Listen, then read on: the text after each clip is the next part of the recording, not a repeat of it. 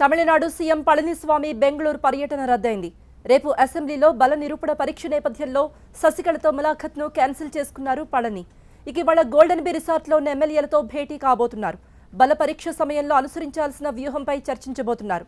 ఎమ్మెల్యేలంతా రిసార్ట్లోనే ఉండాలంటూ ఇప్పటికే శశికళ నుండి ఆదేశాలు వెళ్లాయి.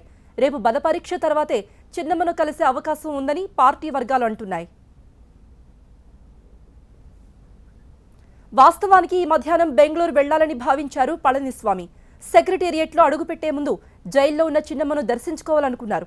కానీ ప్రస్తుతానికి ఆ టూర్ రద్దు చేసుకున్నారు సీఎం. శనివారం బల పరీక్ష నేపథ్యంలో అప్రమత్తంగా ఉండకపోతే ఏ క్షణంలోనైనా ఎమ్మెల్యేలు చేజారిపోతారన్న భయం శశికళను వెంటాడుతోంది.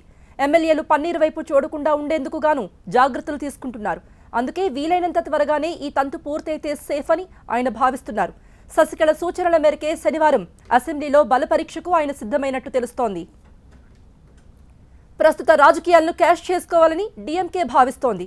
ఏ మాత్రం అవకాశం దొరికినా ప్రభుత్వాన్ని ఏర్పాటు చేయాలని భావిస్తున్నారు. రేపు బల పరీక్ష జరగనున్న తరుణంలో ఇవాళ డీఎంకే అత్యవసర సమావేశాన్ని ఏర్పాటు చేసింది. పార్టీ చీఫ్ స్టాలిన్ నేతృత్వంలో జరుగుతున్న సమావేశానికి ఎమ్మెల్యేలంతా హాజరయ్యారు. రేపటి అసెంబ్లీ సమావేశంలో అనుసరించాల్సిన వ్యూహంపై చర్చిస్తున్నారు. అయితే బల పరీక్ష సమయంలో తటస్థ వైఖరి అవలంబించాలని డీఎంకే నిర్ణయించుకుంది. శశికళ ఎట్టకేలకు పంతం నెగ్గించుకున్నారు. తాను జైల్లో ఉన్నా ప్రభుత్వం మాత్రం తన కనుసనల్లోనే ఉండేలా పళనిస్వామికి పగ్గాలప్పచెప్పారు. అయితే పళని ప్రభుత్వం నిలబడుతుందా కూలుతుందా అనేది రేపు జరిగే బల పరీక్షలో తేలిపోతుంది. రేపు తమిళనాడు అసెంబ్లీలో బల నిరూపణ పరీక్ష జరగబోతోంది. దీంతో ఎమ్మెల్యేలను కాపాడుకునేందుకు పళని వర్గం చివరి ప్రయత్నాల్లో పన్నీర్ వర్గం బిజీగా ఉన్నాయి. తమిళనాడు అసెంబ్లీలో మొత్తం 234 మంది సభ్యులున్నారు. బల నిరూపణకు 117 మంది ఎమ్మెల్యేల మద్దతు అవసరం.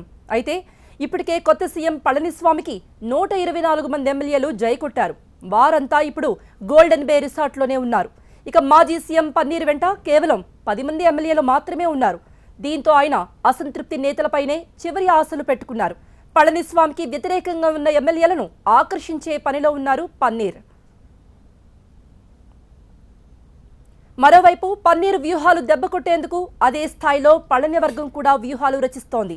రేపు బల నిరూపణ పరీక్ష జరిగేంత వరకు ఎమ్మెల్యేలందరూ కూడా గోల్డెన్ బే రిసార్ట్లోనే ఉండాలంటూ ఇప్పటికే ఆదేశాలు కూడా వెళ్లాయి. దీంతో వారంతా బయటకు వెళ్లే పరిస్థితి కానీ పన్నీర్తో టచ్లో ఉండే పరిస్థితి కానీ ఏమాత్రం లేదు. మరోవైపు బల నిరూపణ పరీక్షలో తటస్థ వైఖరిని అవలంబించాలని డీఎంకే ఇప్పటికే నిర్ణయం తీసుకుంది. ఈ నేపథ్యంలో ఏవైనా అనూహ్య పరిణామాలు ఏర్పడితే తప్ప పళనిస్వామి ప్రభుత్వానికి ఢోకా లేదని శశికళ వర్గం ధీమాగా ఉంది. తమిళనాడు సీఎం పగ్గాలు పళనికి దక్కటం పన్నీర్ వర్గం జీర్ణించుకోలేకపోతోంది. అనూహ్యంగా ఆయన్ను పదవి వరించడం వారికి మింగుడు పడటం లేదు. అందుకే శశికళ వర్గాన్ని గద్దె దించేందుకు గాను కొత్త ఎత్తుగడలు వేస్తోంది పన్నీర్ వర్గం. పళనిస్వామి శశికళలపై పన్నీర్ మద్దతుదారులు దాడిని తీవ్రతరం చేశారు. పళనిస్వామికి వ్యతిరేకంగా రాష్ట్ర వ్యాప్తంగా ఆందోళనకు పిలుపునిచ్చారు. శశికళ బ్యాచ్ కు వ్యతిరేకంగా సోషల్ మీడియాలో పెద్ద ఎత్తున ప్రచారాన్ని నిర్వహిస్తున్నారు పన్నీర్ మద్దతుదారులు. జల్లికట్టు తరహాలో ఉద్యమానికి సిద్ధం కావాలంటూ యువతకు పిలుపునిస్తున్నారు. తద్వారా ప్రజాభీష్టం మేరకే ఎమ్మెల్యేలు నడుచుకోవాలనే డిమాండ్ను వినిపించబోతున్నారాయన. రేపు బల పరీక్షలో ఓటు వేయబోయే ఎమ్మెల్యేలపై ఒత్తిడి పెంచాలని భావిస్తున్నారు పన్నీర్ వర్గ నేతలు.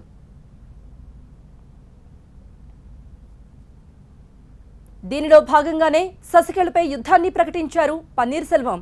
ప్రస్తుత ప్రభుత్వంలో జయలలిత మద్దతుదారులెవరూ లేరంటూ విరుచుకుపడ్డారాయన. ఆ ప్రభుత్వాన్ని కూల్చేంత వరకు విశ్రమించరని అమ్మ సమాధి సాక్షిగా శపథం చేశారు. జిల్లాల్లో తిరిగి శశికళకు వ్యతిరేకంగా ప్రచారాన్ని చేస్తారని స్పష్టం చేశారు ఓపీఎస్. అవసరమైతే ఆయన నిరాహార దీక్ష కూడా దిగుతారని సమాచారం. దీంతో మళ్లీ తమిళనాట అసలు ఆట ఆరంభమైనట్టే కనపడుతోంది.